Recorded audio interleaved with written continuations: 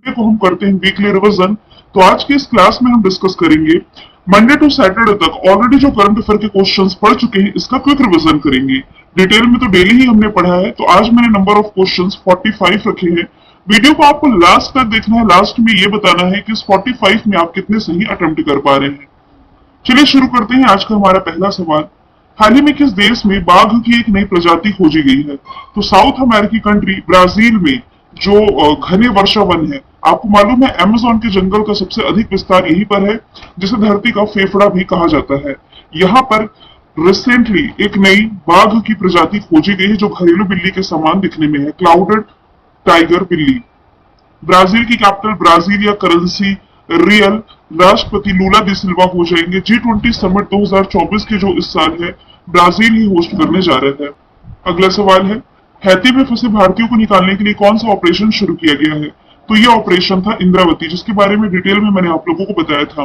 Haiti जिसकी location आप देख सकते हैं, कैरिबियाई सी में इसकी लोकेशन है। कैपिटल इसकी पोर्ट ऑफ प्रिंस करेंसी हैथियन गॉडे हो जाएगी। ऑपरेशन अजय की शुरुआत इजराइल से भारतीयों को निकालने के लिए की गई थी। ऑपरेशन गंगा की शुरुआत यूक्रेन में, और ऑपरेशन करुणा की शुरुआत म्यांमार, जो कि चक्रवात जो मोचा साइक्लोन से प्रभावित था, इसे हेल्प करने के लिए। सवाल नंबर तीसरा है, चर्चे में रहा काबर ताल कहाँ स्थित है? तो ये स्थित है बिहार में। ये बिहार का एकमात्र रामसर साइट है काबर ताल। अभी चर्चे में इसलिए है क्योंकि ये सिकुड़ रहा है। 1989 में इसे पक्षी अभ्यारण्य घोषित किया गया था, इसका 36% हिस्सा कम हो गया है। मध्य प्रदेश में भोजताल, उत्तराखंड में रूपकुंड झील और चिल्का लेक आपकी उड़ीसा में हो जाएगी। G7 शिखर सम्मेलन 2024 कौन होस्ट करने जा रहा है? तो ये होस्ट करेगा यूरोपियन कंट्री इटली। इटली की कैपिटल रोम, करेंसी इसकी हो जाएगी lira, prime minister Giorgia Meloni.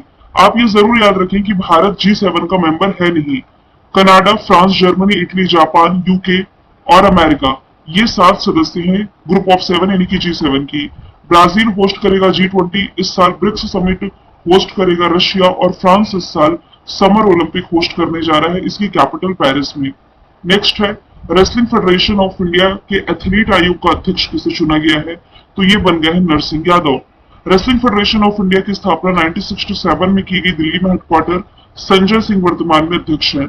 Indian Paralympic association के जो अध्यक्ष देवेंद्र झांझड़िया, जबकि इंडियन ओलंपिक एसोसिएशन की अध्यक्ष पीटी ऊषा है। रोजर बिन्नी हो जाएंगे बीसीसीआई के अध्यक्ष। नेक्स्ट है, आरबीआई के डिप्टी गवर्नर का कार्यकाल 1 साल के लिए बढ़ाया गया, टी रविशंकर का। ऑप्शन नंबर बी इसका राइट आंसर हो जाएगा। देखिए, आरबीआई में एक गवर्नर होते हैं जो कि हैं वर्तमान में शक्तिकांत दास। इसके अलावा 4 डिप्टी गवर्नर होते हैं, जिसमें कि Michael Patra, T Ravishankar, M Rajeshwar Rao और एम स्वामीनाथन जानकी रमन का नाम शामिल है। अगला प्रश्न है, किस देश की संसद ने रवांडा प्रवासी विधेयक पारित किया है? ये विधेयक रिसेंटली ब्रिटेन की संसद में पारित किया गया है। यहाँ के प्राइम मिनिस्टर ऋषि सुनक ने महत्वाकांक्षी रवांडा प्रवासी विधेयक को मंजूरी दी है। इस योजना के तहत सरकार का यह कहना है कि 1 जनवरी 2022 के बाद ब्रिटेन में इलीगल रूप से, इनकी अवैध रूप से प्रवेश किए जाने वाले या किसी भी शरण चाहने वाले को रवांडा भेजा जा सकता है, ताकि उनके दावों को वहां संसाधित किया जा सके। बात की जाए यदि रवांडा की capital Kigali, currency Rwanda Frank हो जाएगी। रिसेंटली 21वां आयरिश फिल्म और टीवी अकादमी पुरस्कार में सर्वश्रेष्ठ अभिनेता का अवार्ड किसने जीता है? तो ये हो जाएंगे सिलियन मर्फी। ये वही सिलियन मर्फी है जिन्होंने इस साल का जो ऑस्कर अवार्ड था, इसमें बेस्ट एक्टर का अवार्ड जीता था अपनी फिल्म ओपनहाइमर के लिए। फिर नेक्स्ट है, हाल ही में किस हॉस्पिटल को लगातार 5वें वर्ष भारत का सर्वश्रेष्ठ प्राइवेट हॉस्पिटल का खिताब दिया गया है? तो ये है मेदांता, गुरुग्राम का। ये रैंकिंग 8500 चिकित्सा विशेषज्ञों के फीडबैक, रोगी सर्वेक्षण और सार्वजनिक डेटा एनालिसिस के द्वारा निर्धारित किया गया है। तो भारत का तो सर्वश्रेष्ठ है, लेकिन ओवरऑल पूरी दुनिया में भी इसे शीर्ष स्तर वाले प्राइवेट हॉस्पिटल का दर्जा मिला है। ठीक है, पूरे ग्लोबल लेवल पर देखा जाए तो इसकी रैंकिंग टॉप 50 हॉस्पिटल्स में शामिल है। चर्चे में रही नीलगिरी तहर परियोजना का संबंध किससे है? तो ये रिलेटेड हो जाएगी आपकी तमिलनाडु से। तमिलनाडु का राज्य की पशु है नीलगिरी। इसके संरक्षण के लिए, इसकी आबादी को बढ़ावा देने के लिए भी आप कह सकते हैं 2022 से 27 तक के लिए इस नीलगिरी तहर परियोजना की शुरुआत की गई है। नेक्स्ट है, आयरलैंड के सबसे युवा प्रधानमंत्री कौन बने हैं? तो ये बन गए हैं साइमन हैरिस। इसके पहले आयरलैंड के प्रधानमंत्री भारतीय मूल के लियो वराडकर हुआ करते थे। गैब्रियल अटल जो है ये फ्रांस के सबसे युवा प्रधानमंत्री बनाए गए हैं। न्यूजीलैंड के हो जाएंगे क्रिस्टोफर लक्सन, और बांग्लादेश की प्राइम मिनिस्टर ये शेख हसीना बनाई गई है। नेक्स्ट है, हाल ही में समलैंगिक संबंधों को अपराध की कैटेगरी में रखने के लिए एक कड़ा कानून किस देश ने पारित किया है? तो ये रिसेंटली पारित किया गया है इराक के द्वारा। इराक की कैपिटल बगदाद करेंसी इराकी दिनार बताई गई। ये जो कड़ा कानून आया है इसमें अधिकतम 15 साल की सजा का प्रावधान भी है, और समलैंगिकता या वैश्य की वकालत करने पर कम से कम 7 साल की सजा हो सकती है।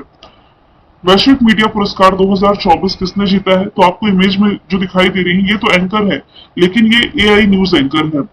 इंडिया टुडे ग्रुप की ये न्यूज एंकर जिन्हें ये प्रतिष्ठित अवार्ड मिला है। बात की जाए रवीश कुमार की, तो एशिया का नोबेल कहा जाने वाला जो रैमन मैग्सेसे अवार्ड है ना 2019 में इन्हें मिला था। बात की जाए ग्रीष्मा ठाकुर और ऋतिका चोपड़ा की, तो पत्रकारिता के ही क्षेत्र में दिया जाता है चमेली देवी जैन पुरस्कार, और चमेली देवी जैन पुरस्कार 2024 इन्हें ही मिला है। नेक्स्ट चलते हैं, हाल ही में किस राज्य केंद्र शासित प्रदेश की जो ब्रू जनजाति है इसने लोकसभा इलेक्शंस में पहली बार पार्टिसिपेट किया है? तो ये हो जाएंगी त्रिपुरा की। इसके बारे में हालांकि डिटेल में मैंने आप लोगों को बताया भी था। मिजोरम से लगभग 37,000 ब्रू प्रवासी थे जो कि अब त्रिपुरा में आकर के बस गए थे, लेकिन त्रिपुरा के मतदाता के तौर पर अभी तक इन्होंने वोटिंग नहीं की थी, पहली बार वोटिंग की है इन्होंने। नेक्स्ट है, किस भारतीय क्रिकेटर को T20 के लिए एम्बेसडर बनाया गया है? तो ये तो हो जाएंगे पूर्व क्रिकेटर युवराज सिंह। इसके अलावा जो उसेन बोल्ट है, ग्लोबली यदि देखा जाए तो ये जमैका के प्रसिद्ध धावक उसेन बोल्ट की भी नियुक्ति की गई है। नेक्स्ट है, बुक का नाम है द विनर माइंडसेट, लिखी किसके द्वारा की गई है? सेन वॉटसन जो कि ऑस्ट्रेलिया के पूर्व क्रिकेटर रहे हैं। राहुल द्रविड़ की एक किताब है टाइमलेस स्टिल, सचिन तेंदुलकर की ऑटोबायोग्राफी का नाम है प्लेइंग इट माई वे, और सौरव गांगुली की ऑटोबायोग्राफी का नाम हो जाएगा a century is not enough. Next है, गोल्डमैन पर्यावरण पुरस्कार 2024 का किसने जीता है? तो ये जीता है छत्तीसगढ़ के जो पर्यावरण कार्यकर्ता है और छत्तीसगढ़ बचाओ आंदोलन के आलोक शुक्ला ने। जो गोल्डमैन पर्यावरण पुरस्कार है इसे ग्रीन नोबल के नाम से भी जाना जाता है। जो बेसिकली एनवायरमेंट की रक्षा करने के लिए काम करते हैं उन्हें अवार्ड मिलता है। रतन टाटा को recently Kalinga institute of social science के द्वारा सम्मानित किया गया है। रंजन गोगोई इस साल का असम वैभव अवार्ड जो है, जो कि असम सरकार का हाईएस्ट ऑनर है, असम वैभव, इससे सम्मानित किए जाएंगे। जो रिकेन यामामोटो है ये तो है जापानीज आर्किटेक्चर, तो वास्तुकला या आर्किटेक्चर के क्षेत्र का सर्वश्रेष्ठ अवार्ड जो होता है pizza architecture award RIKEN Yamamoto को मिल रहा है। नेक्स्ट है, भारतीय वायुसेना और जो इंडियन नेवी है इसने रिसेंटली किस प्रकार की मिसाइलें शामिल की गई हैं? तो ये है रैम्पेज मिसाइल। ये जो रैम्पेज मिसाइल है इसकी रेंज है 250 किलोमीटर। ये लंबी दूरी की सुपरसोनिक हवा से सतह यानी कि एयर टू सरफेस वॉर करने वाली मिसाइल है। नेक्स्ट है, अप्रैल 2024 में है एससीओ यानी कि संघाई कॉर्पोरेशन ऑर्गेनाइजेशन के रक्षा मंत्रियों की बैठक कहाँ आयोजित की गई? तो ये कजाकिस्तान की कैपिटल अस्ताना में आयोजित की गई है। और ब्राजील इस साल G20 होस्ट कर रहा है, G7 होस्ट कर रहा है इटली, रशिया इस साल होस्ट कर रहा है ब्रिक्स समिट। नेक्स्ट है, सुप्रीम कोर्ट ने महिला कर्मचारियों के लिए कितने वर्ष की चाइल्ड केयर छुट्टी कंपलसरी की है? तो ये की गई है 2 साल के लिए, यानी कि अभी तक महिलाओं को 180 दिन का यानी कि 180 डेज या आप कह सकते हैं 6 मंथ का जो डिलीवरी के लिए छुट्टी मिला करती थी, इसके अलावा अब बच्चे की देखभाल के लिए यानी कि आप कह सकते हैं चाइल्ड केयर लीव ये सुप्रीम कोर्ट के द्वारा 2 साल के लिए अनिवार्य कर दी गई है। ये जो फैसला है ना ये हिमाचल प्रदेश के सहायक प्रोफेसर शालिनी धर्माणी की याचिका पर आया था। नेक्स्ट है, हाल ही में किस देश ने भारत को छोटे हथियारों की बिक्री पर जो अभी तक प्रतिबंध लगाया था ये हटाया है? तो यह है यूरोपियन कंट्री जर्मनी। जर्मनी ने कहा था कि जो गैर नाटो सदस्य हैं, नाटो यानी कि नॉर्थ अटलांटिक ट्रीटी ऑर्गेनाइजेशन, मतलब कि ऐसे देश जो नाटो में शामिल नहीं है उन्हें छोटे हथियारों की बिक्री नहीं की जाएगी, लेकिन अभी फाइनली जो बैन इसने लगा रखा था इसे हटाया है। नेक्स्ट है, आईसीसी वर्ल्ड कप 2011 के दौरान भारत के कोच थे गैरी कर्स्टन, ये रिसेंटली किस देश के नए कोच बने हैं? तो ये पाकिस्तान के वनडे और T20 टीम के कोच बनाए गए हैं। और फिर इसमें ऑस्ट्रेलिया के जो पूर्व तेज गेंदबाज है जेलन गिलेस्पी ये टेस्ट टीम के कोच नियुक्त किए गए हैं पाकिस्तान में। दोनों का ही कार्यकाल 2 साल का होगा, और इस साल T20 वर्ल्ड कप जो कि अमेरिका और वेस्ट इंडीज में होने जा रहा है। नेक्स्ट, सऊदी अरब की कंपनी अरामको और फीफा फोर्स ग्लोबल के बीच में एक साझेदारी की गई है। सवाल है कब तक के लिए? तो ये है 2027 तक के लिए, क्योंकि इस समझौते के तहत फीफा वर्ल्ड कप जो 2026 में पुरुषों को होने जा रहा है और 2027 में महिलाओं को होने जा रहा है, बेसिकली इसके लिए इसे स्पॉन्सरशिप मिल जाएगी। सऊदी अरामको ये सऊदी अरब की प्रसिद्ध तेल कंपनी हो जाएगी। फीफा का फॉर्मेशन ईयर है 1904, ज्यूरिख स्विट्जरलैंड हेडक्वार्टर, गियानी इन्फैंटो वर्तमान में इसके अध्यक्ष हो जाएंगे। नेक्स्ट है, हाल ही में किस देश ने एवरेस्ट और एमडीएच जैसे भारतीय मसालों पर बैन लगाया है? तो एक तो देखिए सिंगापुर है, दूसरा है हांगकांग। ये दोनों ही कंट्रीज हैं जिन्होंने ये बताया है कि इन मसालों में कैंसर पैदा करने वाले एथिलीन ऑक्साइड की मतलब जरूरत से ज्यादा उपस्थिति है, जो कि स्वास्थ्य के लिए सही नहीं है। इसके लिए भारतीय मसाले एवरेस्ट और एमडीएच के बिक्री पर प्रतिबंध रिसेंटली लगाया गया है। नेक्स्ट चलते हैं, दुनिया का सबसे बड़ा हवाई अड्डा कहाँ बनने जा रहा है? तो यूएई का जो शहर है दुबई, यहाँ पर बनने जा रहा है दुनिया का सबसे बड़ा हवाई अड्डा, जो कि दुबई इंटरनेशनल एयरपोर्ट से 5 गुना बड़ा होगा। नेक्स्ट है, हाल ही में किस देश ने अपना स्पेस क्राफ्ट जिसका नाम है सेंजो 18 ये लॉन्च किया है? ये हो जाएगा चाइना का। बात की जाए चाइना की capital Beijing, currency renminbi, president सी जिनपिंग। एक्सरसाइज यदि आप रिलेट करना भारत चाइना के बीच, तो ये हैंड इन हैंड है। एशिया की सबसे लंबी रिवर यांगशी हो जाएगी। दुनिया का सबसे तेज इंटरनेट इसी ने लॉन्च किया। पहला मीथेन बेस्ड रॉकेट, एशिया की पहली ऐसी हाइड्रोजन से चलने वाली ट्रेन और भूमिगत प्रयोगशाला भी चाइना में ही बनाई गई। नेक्स्ट है, इंडियन नेवी के नए अध्यक्ष नए प्रमुख कौन बने हैं? दिनेश कुमार त्रिपाठी बन गए हैं, क्योंकि अभी 30 अप्रैल को आर हरि कुमार रिटायर हुए, इन्हीं को रिप्लेस किया है दिनेश कुमार त्रिपाठी ने। 4 दिसंबर को इंडियन नेवी अपना स्थापना दिवस मनाती है। इंडियन आर्मी के प्रमुख मनोज पांडे हो जाएंगे। इंडियन एयरफोर्स के हो जाएंगे विवेक राम चौधरी, और अनिल चौहान हो जाएंगे CDS, chief of defence staff. Next है, हाल ही में भारत ने किस देश के कंकेसुथुरई बंदरगाह के डेवलपमेंट के लिए 61.5 मिलियन अमेरिकी डॉलर देने का वादा किया है? तो ये क्वेश्चन भी डिटेल में हमने डिस्कस किया था।